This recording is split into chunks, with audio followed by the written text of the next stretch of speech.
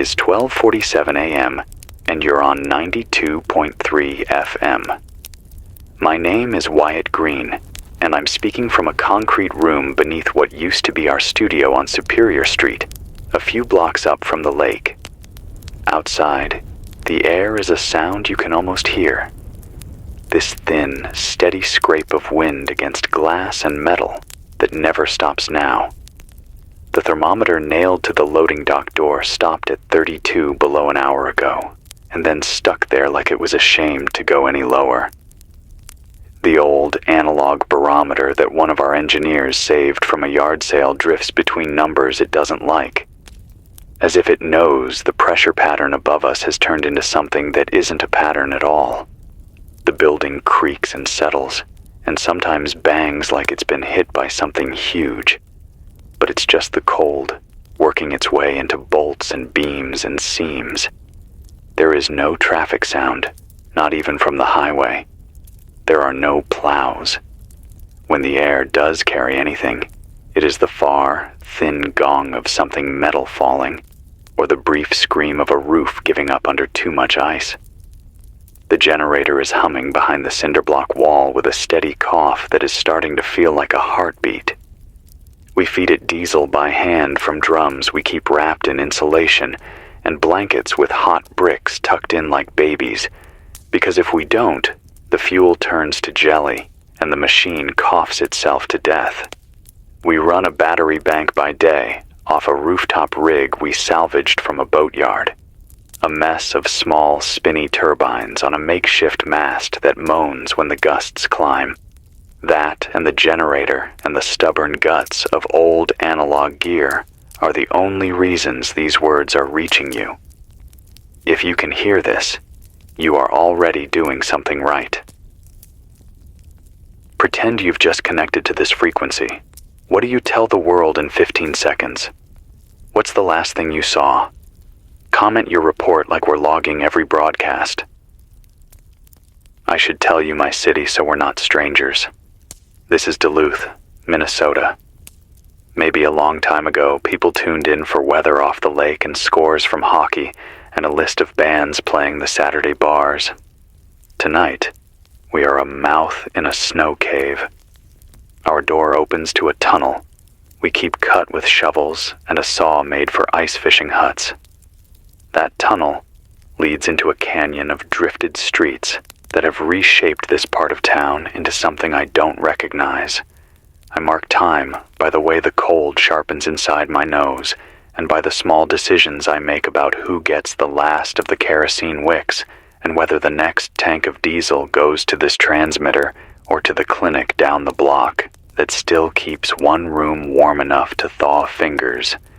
I mention the clinic because the woman who runs it told me to remind everyone who still listens that skin turns white before it turns black, and that it lies to you in the middle, says it's fine when it isn't.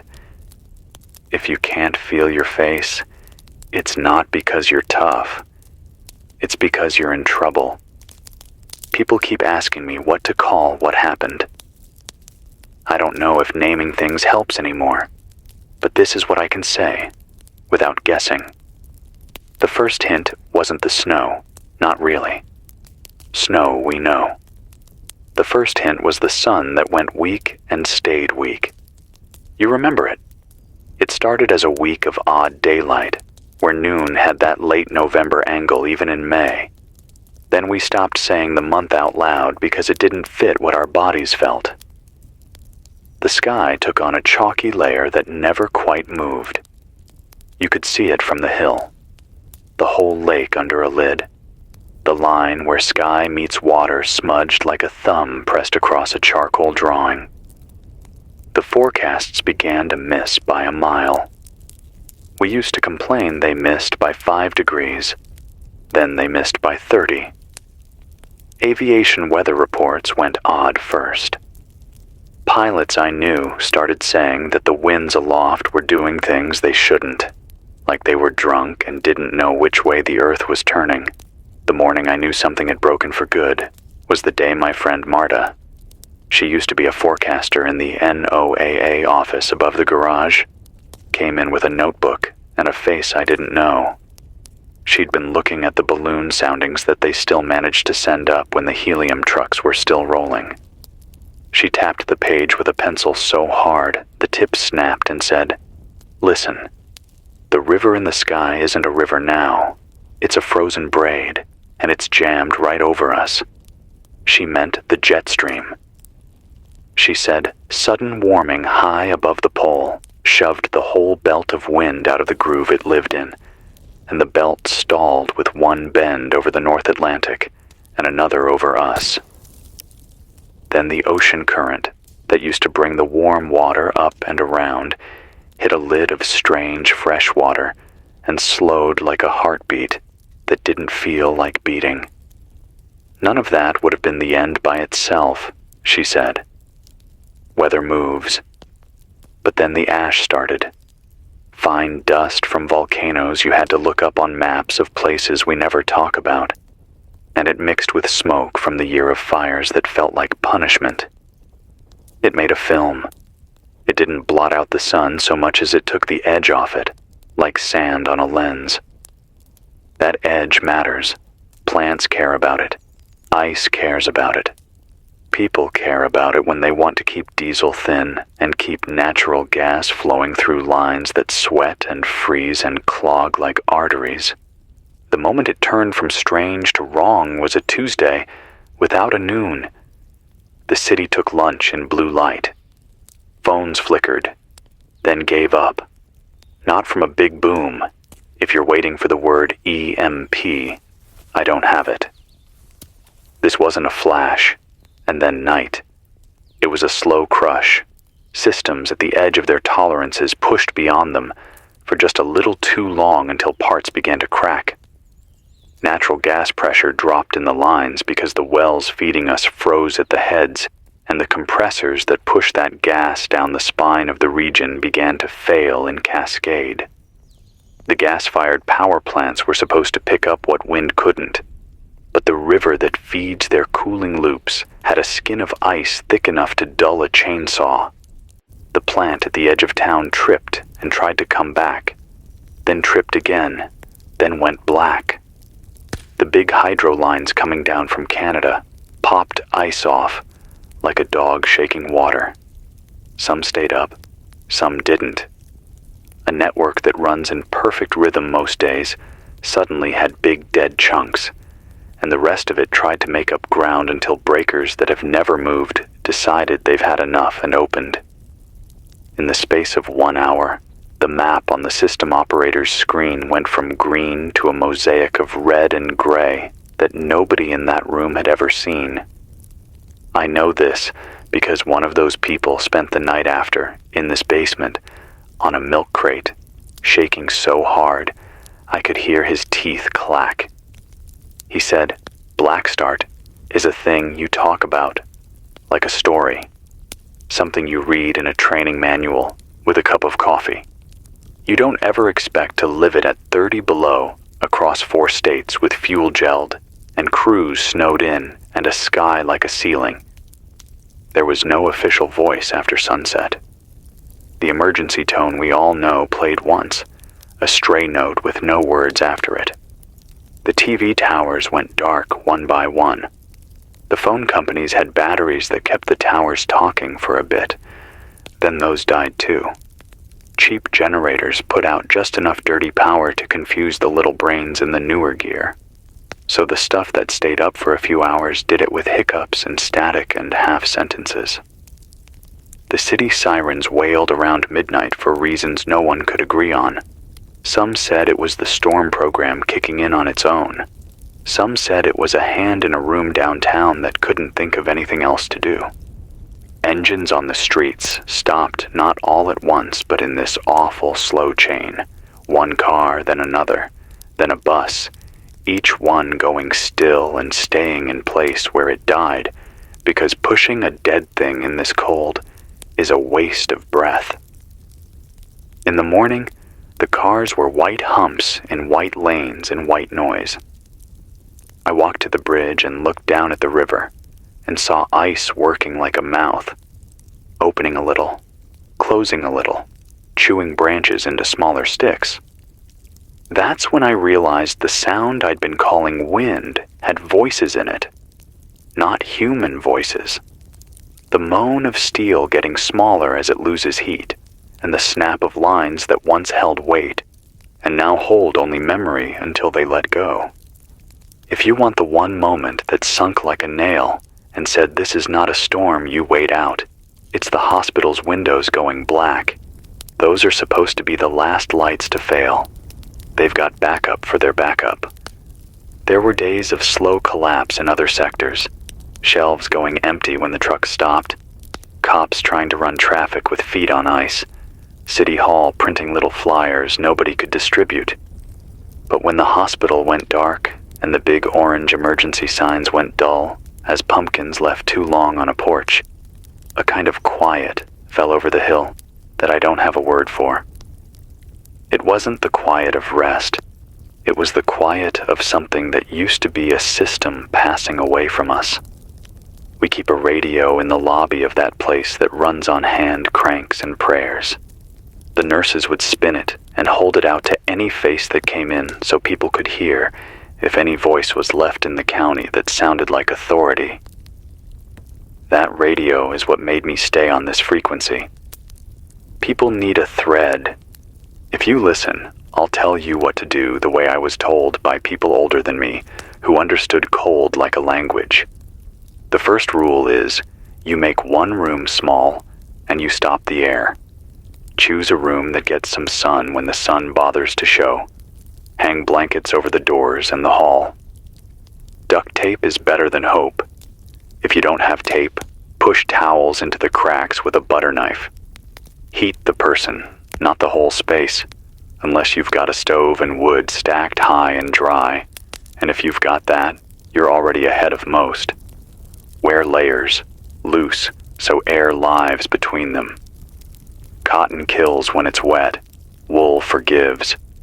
Put your bed on a pallet or books or anything that makes space between you and the floor. Cold settles like a bad opinion. If you've got a tent for summer, pitch it inside the room and sleep in it to trap the heat you make. It won't feel like camping. It will feel like work. Your breath will frost and you'll be tempted to seal everything so tight that the air turns stale. Don't. You need a small breath of fresh air, or the quiet thing that kills in the night will come for you. Carbon monoxide has no smell. A candle on a plate can save a hand from frostbite, but it can also take that hand and the rest of you if you let it touch a blanket you hung without thinking. Keep flame low and attended. If you're using a propane heater that wasn't meant for inside, stop right now. Read the label. If the label is gone, assume it was never meant for a room and look for something else. Scrub buckets make good toilets in a pinch. Line them with bags. Spread ash or sawdust if you can. It keeps the smell down and your spirits up. Water is heavy, but without it, food is a joke. Snow is water that lies. Half a pot of cold fluff makes one sip of warm drink. Melt, then boil. If you're trying to save fuel, filter first through a shirt to get the grit and the street dust out so it takes less time to boil clear. If you still have bleach and it isn't beyond its date, 2 drops per liter after you melt it and stir and wait a half hour. If you're boiling anyway, save your bleach for wounds or for the day the tap groans once and coughs a last. If you can't get a roll of flame going, there's a trick with hot stones. Heat a fist-sized rock next to your flame or on the metal you use to cook. Drop it into your pot of melted snow and listen to it sing. It won't bring it to a boil, but it moves the needle without burning extra fuel. Don't pick up the rock with a damp rag unless you like the smell of cooked fingers. Use tongs or a dry mitten. Food is a metric that lies when you're cold because your body wants fat and sugar, and both make your brain go quiet for a while, which feels like calm, but is not. Count your days. Make a ledger like you would for a small shop. Your future self is a customer who will come in and ask for a can on a shelf. You want something to hand him. If you have neighbors, you probably have duplicates. 6 bags of rice on one side of a wall and no oil on the other is a stupid thing to let stand. Trade quietly. If you don't know your neighbor yet, this is the moment you learn a name. Knocks in this city mean different things now. 3 short knocks, then a pause, then 2 short knocks has become the way we say it's someone with a good reason to be at your door. Make your own pattern with the handful of people on your floor and stick to it. Sound travels far in this air. Don't shout if you can tap, and don't tap if you can slide a note. Kids can carry notes faster than grown-ups move in this cold, but don't send children if the wind is up. Put a scarf over noses.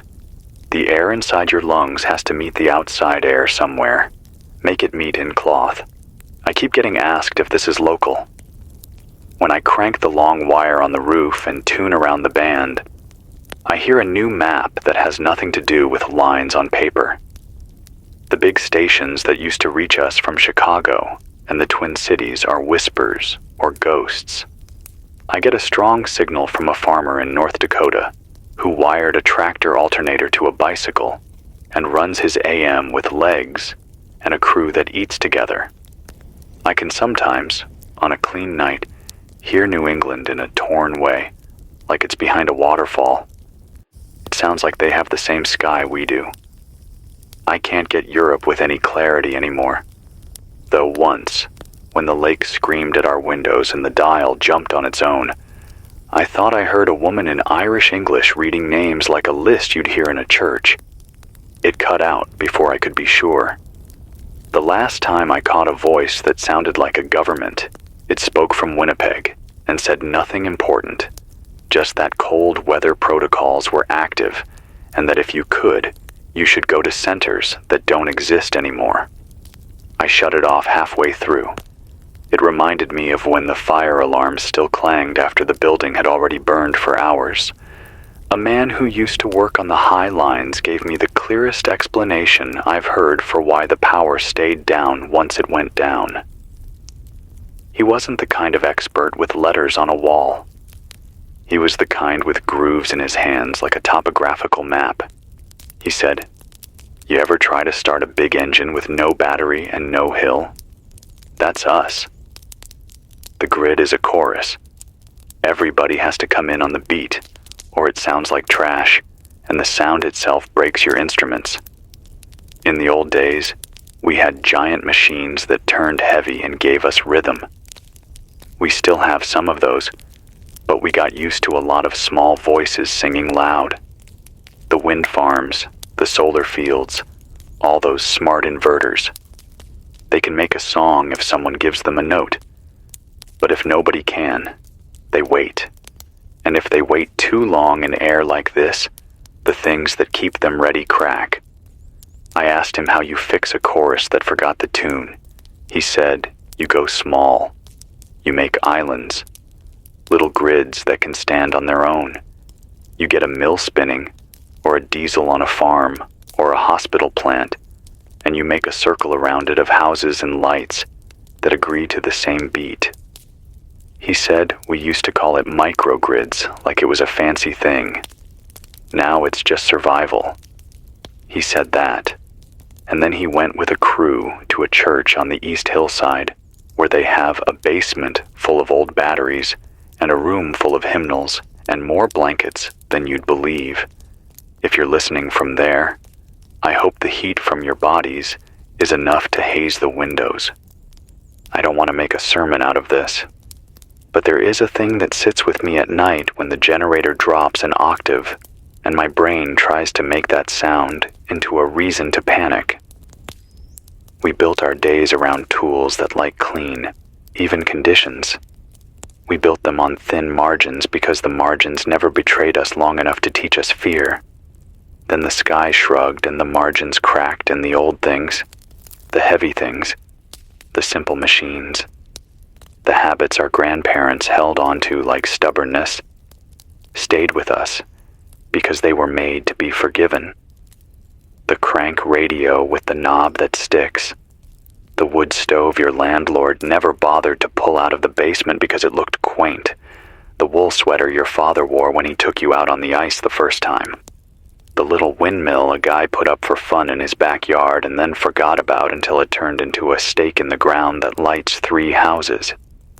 The older techs come up the stairs here with a joy that looks like grief when they coax the transmitter back with a touch we don't teach anymore. There is a kind of small pride in it that isn't poisoned. You can't eat pride, but you can warm your hands on it for a minute. I should tell you about the day after the long night. The first morning, the cold felt like a rule. People did what people always do before the story hardens. We wandered. We asked the wrong questions. We stood in front of doors that wouldn't open because the motors were cut and pushed on glass until we felt dumb. We made lines outside closed stores because lines are a shape we know. We knocked on City Hall, and the only answer was a paper taped inside the glass telling us to visit a website that might as well be a picture on the moon. Then, something better happened. We stopped asking and started doing. Someone pried the plywood off the old food shelf and turned it into a commons without waiting for a meeting. A kid from the university who grew up on a farm taught a row of apartment kids how to make a rocket stove with bricks and a bent coat hanger, and they heated soup on a patch of asphalt in a circle like a camp. An old woman who you've seen for years but never talked to because life in a city lets you float taught a dozen people the smell of water just before it turns to boil, and the trick of laying a stick across a pot so the foam doesn't run over. A guy who used to sell phones in the mall took a tote of power banks and went door to door and said, "I'll trade a charge for a can I can eat cold." He came back with a sled full of beans and a new way to think of work. The worst part of the day was the hour when a quiet took over the street, and you wondered if everybody just gave up. Then you'd see 2 figures in mismatched coats turning a car hood into a shield against the wind so a third person behind it could light a match. I'm not using the word hope because that one has been sold to us too many times on posters with mountains. I'll say it a different way. We are not built to quit in groups. If you are in a building with people and you still have any strength to spend that isn't for your children, pick 3 jobs and do them without asking permission. Someone needs to walk the stairwells once a day with a flashlight and talk to every door and make a list of names and states so we don't learn too late that someone 2 floors down froze sitting up. Someone needs to keep a ledger of food that's beyond what a person will finish in a week and match it to mouths and allergies. Someone needs to stand by the entrance with a small pot of hot water and a packet of salt, and tell every set of chapped lips that passes through to drink it before they go out again. Salt and water keep a person standing longer than any speech. If you have skills that look small on paper, bring them here. They are not small anymore. A hairdresser can cut wool and fit hats. A guitarist has steady hands for stitches. A kid who can't sit still can haul messages and warm rooms just by showing up and asking everything twice. You wanted science too, and not just stories. Here is what my friend Marta thinks when she looks at the soundings we still send up when we can launch a balloon without the rubber cracking. High above our heads, the wind patterns have slid into a stuck place that doesn't flip with the seasons the way they did when we were kids. The cold over the continent has depth like a lake. It doesn't slosh away when the calendar turns. The ocean to our east moves in slow motion under a lid of fresh water from years of melt that went where we didn't see. That lid makes it hard for the big heat engine that used to run our weather to pull. The sky is full of fine things that scatter the light and keep the ground from drinking as much as it needs. She thinks it can be years like this, because she has seen the lines we keep, and the lines the dead kept in tree rings and ice. Not all the years at once, not all the sharp cold every day, but a climate that leans hard into winter and stays there long enough to make our old playbook look like a joke. She told me to say it straight. There may not be a normal to wait for. There is only a new way to live that is still worth living. If you are writing anything down from this broadcast, write these 3 things: share heat, guard air, build small grids. Share heat means bodies and blankets, and pooled rooms, and the humility to know you are warmer together than apart, even if together makes you want to scream. Guard air means vent a little, always, and watch the gray headache that means a quiet poison is in your room. Build small grids means your block's generator and your friend's windmill and a rotation of hands to keep the lines clear and to keep the sound of a small engine from going from steady to strange without anyone hearing it. The people who ran the big grid are not bad. They are us. The thing they built was not made for this, and we shouldn't be surprised when it doesn't spring back the way a movie would make it. I have been awake too long to pretend I'm calm. Some nights, I feel like my mind is a glass of water, about to slop over the rim if you breathe near it. On those nights, I think about the sound of skates on a lake when the ice is new and sings, and I think about the way my father would tap the ice with a spud bar and listen with his mouth closed and his eyes half shut as if the ice had words for him. He wouldn't say poetry about it. He'd just say, "Here, this part will hold." That is all I'm trying to do here. Tap the world and tell you where it still holds. This transmitter will go quiet so we can give the generator a nap, and so I can give my hands back to work that isn't talking. I will light us again at 5:30 a.m., when the cold is cruel enough to break things, and we need to count heads and make plans. If you have a way to hear me then, tune to 92.3 FM and listen for a voice that sounds like a tired man trying not to lie to you. If you have paper, leave a list by your door of who is in your home and what you need most that you can't find, in words we can read with gloves on. Our runners will come when the wind allows. If you can pass a note up the block, do it. Stay warm. Eat a little salt. Drink hot if you can. If there is someone sleeping near you and you can't tell if they're shivering because they're cold or because they're scared, it doesn't matter. Put your hand on them anyway. We are not going to freeze apart. We are not going to learn to love the dark. We are going to learn the names of the people in our buildings, and we are going to keep the small beats that make a day into a day. This is Wyatt Green from a basement that still hums in a city that still breathes. Hold your heat. I'll speak again before dawn. It is 5:31 a.m. on 92.3 FM, and the cold has a new bite to it that I don't recognize. A sort of dry ache behind the eyes that makes the world look a shade dimmer, like someone turned the sky down another click while I wasn't watching. The generator had a stubborn start. 2 short coughs, a slow inhale, then the kind of sound that makes you want to put your whole body against the casing and beg.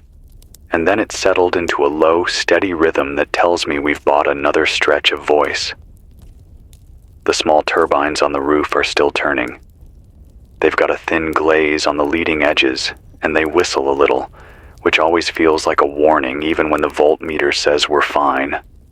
I stood under the hatch before I keyed the mic and held my hand up to the seam to feel if the wind was trying any new tricks. It's not today. It's just steady, like it learned a route through our streets and decided it liked it, like a bus that won't change its loop no matter who's waiting. I checked the stairwell log before coming on. 14 names marked alive on the 2nd floor, 6 on the 3rd, 3 on the 4th where the windows blew out last week and everyone who could moved down. On the 5th, where the lawyers used to be, There are two people who won't come out anymore, even for soup. They slide notes under the door. The paper smells like old perfume. Yesterday's note said they were conserving. I wrote back that conserving can look a lot like disappearing, and slid a pair of hand warmers and a little bag of salt under their door with my note. If you are in a building and you have someone like that on your floor, don't let them vanish politely.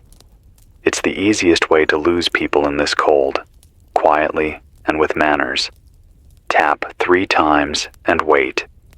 If you don't get an answer after a day, use your hallway key and bring a second person. Announce yourself and bring hot water. Don't bring a speech. I promised updates in hard detail, so I'll give you the picture from the hill as I saw it at first light when I checked the roof rig. The lake is a field of broken plates, all shoved up and over each other near the canal like someone tried to slide too many dishes into a sink and then walked away. There's a black line a mile out where the open water shows, but even that looks tired, steam lifting from it like breath from something old. The lift bridge groans every time the gusts hit. I can feel it through the roof, even though I'm blocks away. There are no tracks on the avenue except the shallow paths we cut, and the occasional stitching of a deer that must have come down from the trees looking for something to eat that isn't bark. The streetlights that died haven't been cut down yet, because you need a plan to do a job like that now, and all we have are days where survival fills the hours and leaves the work of changing the shape of the city for warmer people. I made a run last afternoon with 2 of the runners from the East Hillside Church to check on the little cluster of houses behind the old stone water tower. We went because someone left a chalk mark on our alley door, a small square with a dot in it, the mark we use for a house with a baby. The wind eased for a few hours, and the sun made a tired appearance like a lamp through fabric, so we took that as permission. We moved by alleys and hugged buildings, and took turns leading, so the front person could rest lungs and cheeks and trade spots before the cold did something stupid to their thinking. The first house had the windows covered inside with flattened cereal boxes and foil, a poor man's insulation that works better than you'd think. We knocked our pattern, and a young man opened to a slit. He had that tightness to his face you get when you're short on sleep over many days, but you can't show it because someone smaller is watching. He told us the baby had a cough that whistled on the out-breath and asked if the clinic had any more of the little plastic masks you put on a kid's face to give a puff of medicine. We don't. We gave him a kettle, a clean towel, and a lesson my mother taught me that I forgot until last week. You make a tent over the child's lap with the towel, and you hold the steam close, and you sit, and you count slowly, and you sing if the child knows your voice, and you keep counting until the breath sounds less like it's catching on thorns. If you've got thyme or mint, even a little, you put a pinch in the water. It does more than scent. We left them with a paper on how to notice the moment a cough becomes more than a cough, and where to bang on our door if that moment comes. In the next house over, an older man had a pile of metal duct parts on his table, and he had the look of someone who's teaching himself a trade 10 minutes before the test. He was building a hood for a small rocket stove he set up in his living room. A good stove and a bad room. He was trying to keep the smoke out of his lung, and in his rib cage the grief was fresh. His wife's winter coat hanging on the back of a chair like she'd be back from the store in an hour.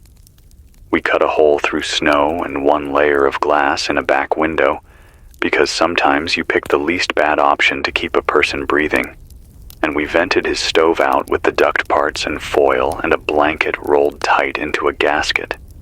If you are using any kind of fire inside, you need a way for smoke to leave that isn't into your mouth. Your mouth is busy. If your eyes burn and your head feels like a belt is tightening from behind your ears, Open something. The cold will come in, and so will the feeling in your head, which is more important than one more degree of comfort. I want to give you a short list of signals that have proven useful in this new radio country. 92.3 FM is us, and if you can't hear us clean because we're bouncing around the buildings, turn your antenna 90 degrees and try again. Some of you use the little soft wire that came with the radio, and you leave it trailing like a shoelace. Make it a line. Run it along a window.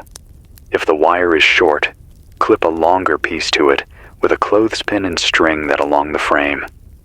You don't have to know the math. The air knows it. At night, when the sky acts like a mirror, you can sometimes catch a voice on 5:40 a.m. that calls itself the Grain Man. He doesn't use a name, and he reads numbers from a spiral notebook, and they are not all about grain anymore. Coordinates, barrel counts, hours for meetups that he calls markets, and that we don't encourage unless you have more than 2 to travel, and 2 to stand, and 2 to watch the edges from the shadows. On 161.8 megahertz, between the static and the drive belt squeal of other people's old gear, there is a short pulse every 10 minutes from the university's ham club. They moved their rig into the geology building's basement and power it with a stationary bike that squeaks like a mouse and never stops because they made the night crew a relay race. Their pulse says alive in a way only the club kids would think to do. And if you catch it, you can count the minutes and know it's been less than 10 since someone you don't know breathed hard for strangers. I owe you the quiet truth about our supplies. The diesel that runs this transmitter will last 9 days if we run in the pattern we've been running. 2 hours on, 2 off, more on at dawn and at evening, less in the soft, dead hours of afternoon, when the cold isn't trying as hard to turn your blood into a complaint. The church has a day more than we do. Maybe 2, if they keep the sanctuary shut and the basement packed elbow to elbow at night. The clinic has 7, but they're burning more now, because frostbite is a thief that doesn't take turns, and they keep a room warm enough to thaw deep and slow, and save what can be saved. If you have diesel you're not using, you might think it buys you weeks. It buys all of us days. Days are what move us across the calendar. If you have cans in a garage, and you can't move them because they're heavy, and your back hurts, and the thought of walking them on a sled with the wind in your teeth makes you a little sick with dread, tell us. We'll make the run. You don't have to be a hero. You just have to not be a secret. Secrets don't stay warm. There is news from the harbor that matters more than the old kind of shipping news ever did. The Coast Guard station down the point is dark, but 2 of the old hands live above the boathouse by the marina. They were out yesterday with ice saws, testing the edges of the channel. They found something we can use. Where the river pushes into the lake, the ice is thinner and the current keeps a line open even in this cold. They're rigging a chain of barrels and wood pallets lashed into a bridge you can belly crawl across if you tie a rope around your waist and clip to the line and move 1 foot at a time. I know it sounds like a dare out of a bad story, but if we can get across that line safely, we can reach the big shed on the far side that used to store sailboat masts and now stores the good wood, long, dry, straight. Wood is not magic, but it is heat you can hold on to. If you have the kind of mind that likes to build, they need you down there at noon, which in this light will look like 10 a.m. used to. Bring gloves that can lose a finger to the water and still let you move the other 9. Bring rope. Bring grip. The bridge is a risk, but staying cold is a certainty. Sometimes that's the math we get. I have an update from Marta on the sky. She says the soundings last night looked a fraction kinder. There's a notch forming far above us, a small sag in the hard layer that's kept the warmth sealed out. Don't take it as a promise. Take it as a window. In the next 36 hours, we might see the kind of sunlight that makes ice weep at the edges and makes diesel think about being liquid again without begging. If that happens, there's a list we should all have by the door on paper, so we don't waste the grace. Bleed radiators if you still have a hydronic system and the building is trying to come back alive, but the air in the lines makes the hot water stop at the first turn. Check roof drains by knocking holes through the lip of ice so meltwater doesn't pool, and refreeze and split your gutters clean off. Charge anything that holds charge, even the cheap flashlight you hate. Throw open a window for 5 minutes and sweep out the damp cold that's been sleeping in your corners. Lay blankets in the sun and kill the damp that hides inside them, because dry cloth is as good as a watt you didn't pay for. If you have a car that runs, roll it a few feet and break the habit your tires are forming with the street. Start it if it will start. Don't let the exhaust line blow straight into a drift. A drift is not a wall. It's a net. Someone slipped me a folded paper yesterday that I've been thinking about ever since. It was from a retired woman who used to run a sewing shop off First Street. She wrote her name and then a list of items she could make by hand without power. Mittens, hats, draft snakes for the bottoms of doors, quilts made from torn shirts, covers for the little windows in the stairwells that kill the heat of the whole floor. She asked me to read this line: "I can stitch warmth from your junk." It's the truest job posting I've ever seen. If you know how to do anything with your hands that makes cold things warmer or quiet things useful, write it down and put it where people can see it. Tape it to the front doors of buildings with the battery tape the kids use for posters. Bring a copy to this basement. We'll make a wall of work. The economy that kept the coffee shops busy is sleeping. The one that keeps babies pink is awake and hungry for your skill. I took a turn in the clinic's warm room after midnight to give the nurses a cigarette in the alley and a half hour with their eyes shut.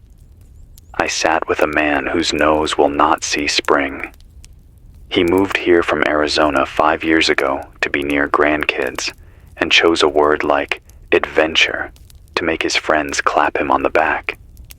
He told me he had never learned the sound of his own breath when it starts to get slow and fuzzy from cold.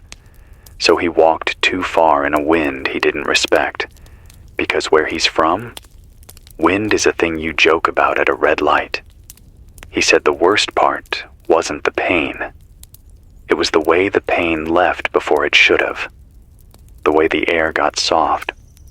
The way someone else's hands seemed to lift and move and pack and pat. He said he wants me to say this out loud on the air. If it hurts, that's your friend. If it doesn't, and you know it should, turn around. We are working up a new pattern for this frequency. Even hours, short broadcasts for check-ins and lists. Odd hours reserved for quiet, so we save fuel, and so we can hear what the city says when we're not talking over it. At noon we will read names of buildings with heat and buildings without, and list which doors are passable and which are sealed to keep the wind from using the lobby as a flute. At dusk, we will read the meal lines. Who has soup and who needs salt? Who will take wool? Who has needles? Who can sharpen skates? Because a sharp edge on boots you strap to your feet is the difference between a block you can walk and a block that takes you down on your tailbone and makes you see stars. If you have a notice that can be read in gloves and doesn't require a callback that won't happen, slide it under our door with the stairwell number, and we will get it in the stack. I am not going to tell you we're strong. I don't know if that word means what it used to. I will tell you that we are still here, and that being here is not nothing. The city sounds different now, but it is still a city. We are making new routes with our feet and our breath. We are inventing small trades and small grids and small mercies. If you need a reason to do one more thing today, here's one. There is a kid in a second-floor hallway who thinks the way the frost grows on the inside of the stairwell window at night looks like ferns. He thinks the world is writing a picture for him every morning. He needs you to keep the stairwell dry enough that the frost keeps drawing and not dripping into the light socket. It's a small job. It is also the whole job. This is 92.3 FM. My name is Wyatt Green. I will come back on at noon with the Barrel Bridge update and the list of heated rooms. Until then, let the kettle talk, share your flame, write your names on paper, and slide notes instead of shouting. If your hands can do a thing that turns cold into less cold, don't keep that to yourself. Put it on the wall. I'm stepping away now to help load a sled. If you hear a short burst of static at the top of the hour, that's just me checking the line. Stay in the light you can make, even if it's the size of a candle. We'll talk again soon. It's 12:04 in the afternoon on 92.3 FM, and this is Wyatt Green speaking from the same concrete room where the walls sweat with frost and the air tastes of diesel when the vent isn't cleared enough. The light outside is still thin, but today it has a weak warmth at the edges, the kind that makes you squint for the first time in weeks instead of just staring into gray. It's not summer, not even close, but it's a crack in the lid we've been living under. I can see meltwater running in slow tears down the south-facing windows of the warehouse across the street, and that little bit of running water feels like an announcement that not every line in this winter is permanent. I walked to the canal before coming back down to the mic. The Barrel Bridge the Coast Guard men and the volunteers started rigging as holding, at least in the middle span. A dozen people were crawling across it on their bellies when I arrived, hauling sleds of pallets and crates behind them. They move slow, like ants across a string, and every creak of wood makes your lungs lock. But it works. On the far side, they've got a fire going in an oil drum and a stack of straight boards almost to the roof of the shed. They're loading some of it onto sleds, but most of it will stay put, because wood is worth more than the muscle to move it right now. If you've been waiting for a chance to get proper fuel, that line is open. Tie in. Move slow. Don't go alone. The clinic's warm room is full. They've patched 4 frostbite cases since dawn. One man lost half his hand because he tried to clear snow off a roof with bare fingers, too proud to ask for gloves when his own pair split last week. Another has a face that will never look the same, but he's alive because a neighbor poured warm, not hot, water over his ears and wrapped them in a dry shirt until someone could drag him here. If you remember nothing else from today, remember that boiling water is for pots, not for skin. Lukewarm saves, scalding kills. That's not just medicine, that's survival law. On the frequency band this morning, I picked up the university's ham pulse again at 161.8. 10 minutes apart, sharp as ever. Alive. That's all it says, but sometimes one word is enough. South of us, on 5:40 a.m., the grain man was back, reading his lists. The last entry was 4 sacks, 2 barrels, corner of 3rd and Lake. That's a trade drop. If you're desperate, you'll be tempted. If you're smart, you'll bring more than one friend, and you'll remember that corners now have shadows that can swallow you whole if you don't keep watch. The diesel here is down another drum. We'll be dry in 8 days, unless we find more, or unless the thaw outside is the start of something bigger. If you're sitting on fuel and you're waiting for the perfect day to share it, there isn't one. Bring it now, while we still have a voice to ask with. We've got paper tacked on the stairwell with the names of every building that has even a candle's worth of heat. Today, only 9 are marked warm. Yesterday, it was 11. The difference between 9 and 11 is 2 buildings where the people inside are trying to sleep in air that will kill them if they let it. If you're listening from one of those cold buildings, don't wait for pride to wear off. Move while the sun has a little strength. Take nothing you can't carry in one trip. You can always go back. You can't always go forward. I walked through the food line at the church before coming here.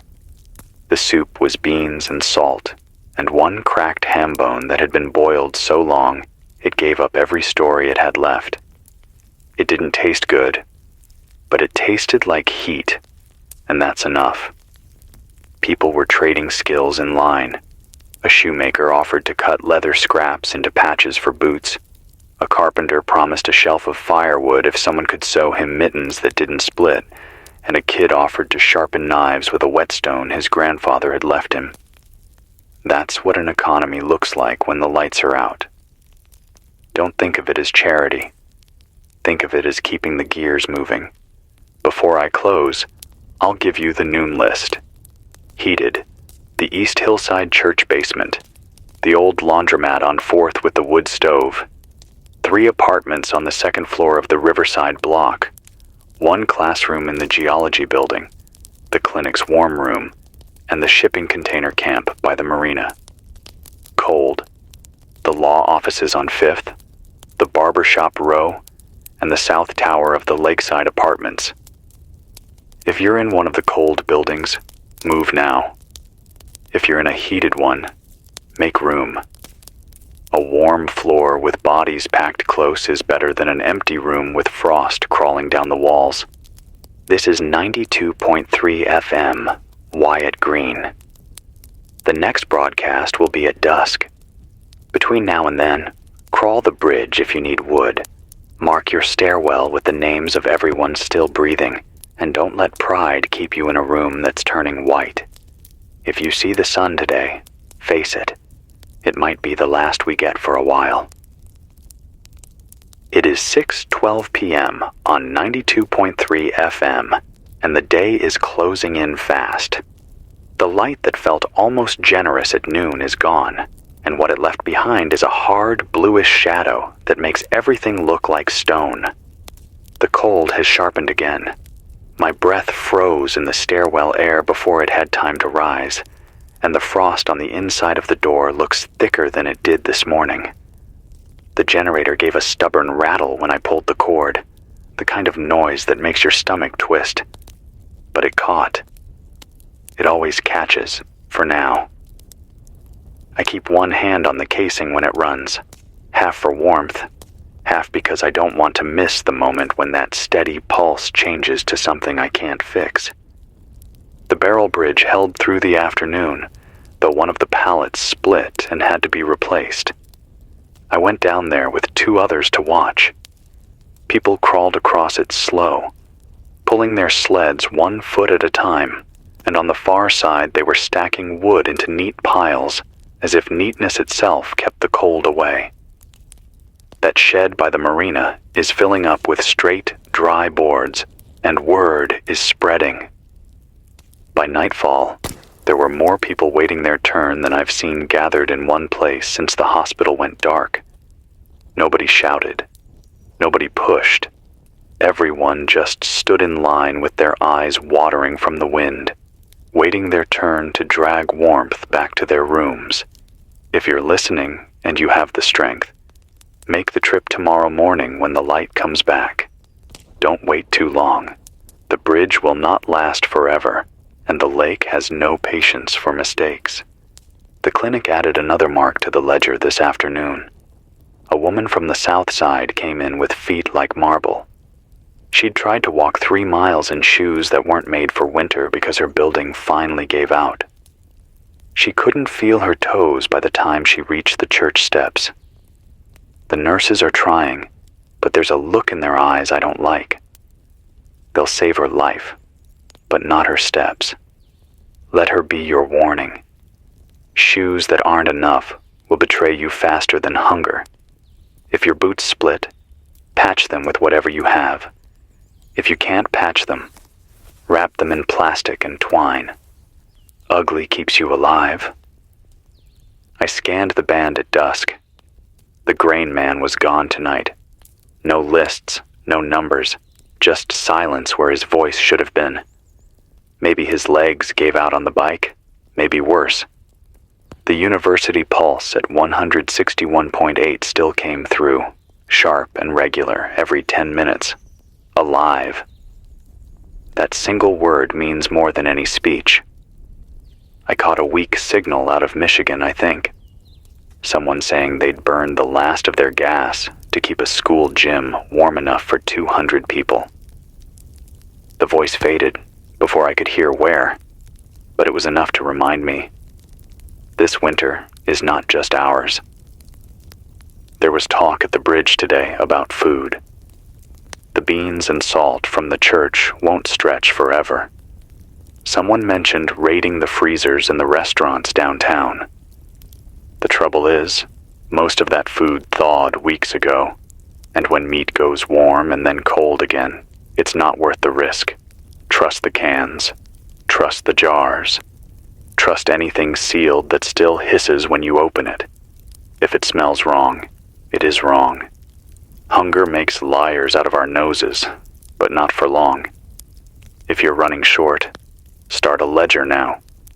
Write down what you have, how many mouths it must cover, and how many days you think you can make it stretch. Then cut that number in half. That's the truth. I keep thinking about the boy I saw at the bridge. He couldn't have been more than 7, dragging a sled that was too heavy for him, his face wrapped in cloth so only his eyes showed.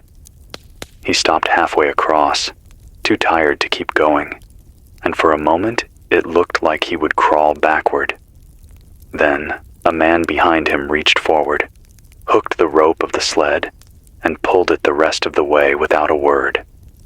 That boy is sleeping under wood tonight because someone decided not to let him fail.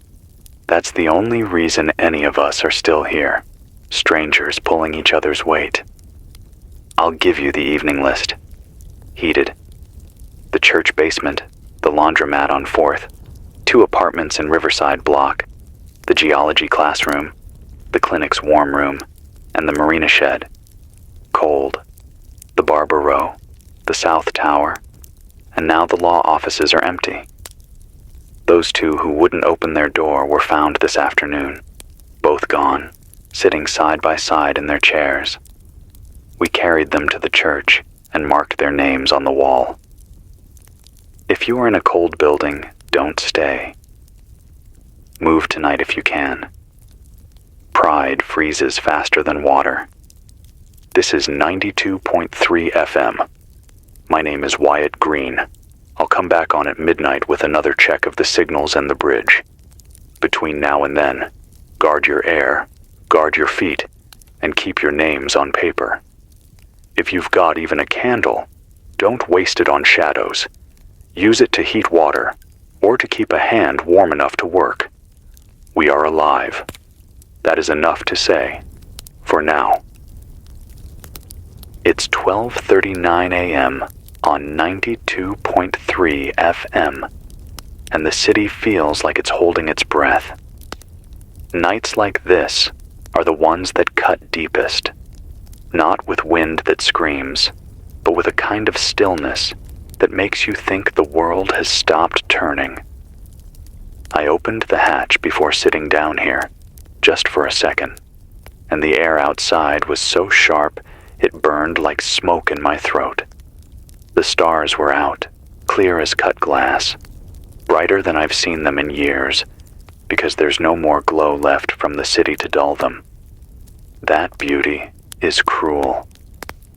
You look up and see the sky dressed like it used to be, but then your lungs beg you to shut the door, and your hands can't find enough warmth. That's the kind of trick this winter plays. It shows you something that looks like home, and then it takes it away. The generator is still steady, humming low like a tired animal. We're down to half a drum of diesel in the corner, wrapped in blankets like we're trying to keep it alive. I don't tell you this to scare you. I tell you because if you're sitting on fuel, know that it's worth more than gold. Gold won't start a broadcast. Gold won't thaw a hand. Fuel does. We've stretched what we had, and we'll stretch it more. But without more drums, this voice will go quiet sooner than we want. If you have diesel tucked away in a shed or a garage, don't wait for spring. There may not be a spring like you remember. Bring it forward now. Every drop keeps us linked. The barrel bridge across the canal made it through the evening. I walked down with a lantern just after dusk and watched 3 figures cross, their bellies pressed to the planks, ropes tied around their waists, sleds scraping behind them. On the far side, the fire in the oil drum was still burning, and I saw shadows lifting boards onto stacks. The line of wood looked taller than the people moving it, a kind of small mountain against the white. Tomorrow morning, if the wind stays soft, that bridge will see more use. If you plan to go, go with a rope, go with a partner, and don't go if you're already weak. The ice won't forgive you. I tuned the band again tonight. The university kids sent their pulse, right on time, every 10 minutes. Alive. That one word means more in the dark than any sermon. The grain man didn't speak again. I don't know if that silence is because his legs gave out on the pedals or because something worse happened. I hope it's the first. From the east, I caught a faint signal. Maybe Wisconsin, maybe farther. A voice saying they'd pulled 15 people into a school gym and were burning desks and chairs to keep them warm. The signal was ragged, but I heard children crying in the background. That sound cut deeper than the cold. The clinic was crowded tonight. They wrapped 3 hands and 2 feet in gauze after slow thawing. One boy, maybe 10, had cheeks that will scar because his scarf slipped while he walked and no one noticed. His mother sat in the corner rocking back and forth, whispering something to herself that sounded like the alphabet. Sometimes the brain finds patterns when it has no strength for prayers. The nurses keep moving, their faces pinched with exhaustion. They've gone beyond duty. Now it's just grit and instinct.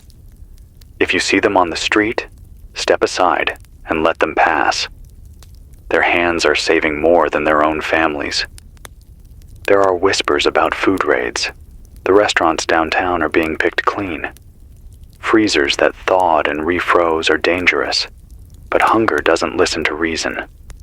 People are dragging out meat that smells like rot and telling themselves it'll be fine after boiling. It won't. Don't risk it. Trust cans. Trust jars. Trust the old ways of preserving, not the new ways that need power to keep safe. If you're down to your last tins, write it down, ration it out, and remember that hunger is a liar. It'll tell you to eat too much in one sitting when you need to make it stretch. Write your food like you'd write your debts. Be strict with yourself now so you don't starve later. I walked past the Barber Row tonight, where the buildings are dark and cold. The glass is frosted over from the inside. In one doorway, someone had scratched 3 names into the ice with a key, and then stopped halfway through the last one. I stood there longer than I should have, trying to make sense of the unfinished letter. Maybe they ran out of strength. Maybe they ran out of time. The building is empty now, but the marks will stay until the sun grows strong enough to melt them, if it ever does. Here's the midnight list. Heated, the church basement, the laundromat, the 2 riverside apartments, the geology classroom, the clinic, and the marina shed. Cold, the Barber Row, the South Tower, the law offices. The rest are silent or unmarked. If you're in a cold place, don't wait for morning. The hours between now and dawn are the cruelest. Move if you can. Find a stairwell with bodies in it, even if it's crowded. Crowded means warm. Empty means dead. I'll close with this. Tonight, I saw a boy. Same one who was on the bridge earlier, I think. Standing with his father by the fire at the marina. He had one mitten, the other hand bare, and he was holding a board almost as tall as himself. He looked up at the stack of wood, his face shining in the firelight, and he smiled like he'd just been given the world. That's what survival looks like now. A child proud to hold a piece of wood because it means heat. If you need a reason to keep going through another night, make it that. Someone somewhere will smile tomorrow because of something you carry today. This is Wyatt Green on 92.3 FM. I'll come back on at dawn if the fuel and the air let me. Until then, guard your feet, guard your lungs, and don't stay alone in the dark. We are alive, and alive is enough.